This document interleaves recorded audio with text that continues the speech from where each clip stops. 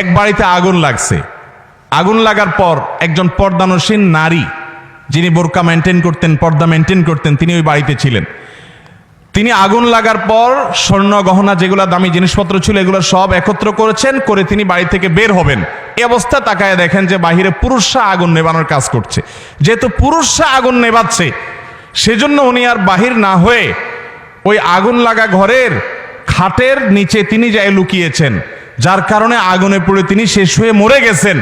এই যে পর্দা করতে গিয়ে তিনি নিজের জীবনটাকে পর্যন্ত শেষ করে দিয়েছেন। পর্দা যারা করে তারা কত খারাপ, কত বাজে।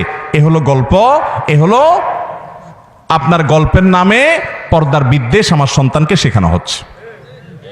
ভাইরা আমার, আচ্ছা আপনি আমাকে বলেন, কোনো বাড়িতে যদি আগুন লাগে, কোনো নারী যদি সে আগুনের মাঝখানে পড়ে যায়, পুরুষরা আগুন নেভাচ্ছে, এই অজুহাতে কোনো মুসলমান নারী বের হবে না?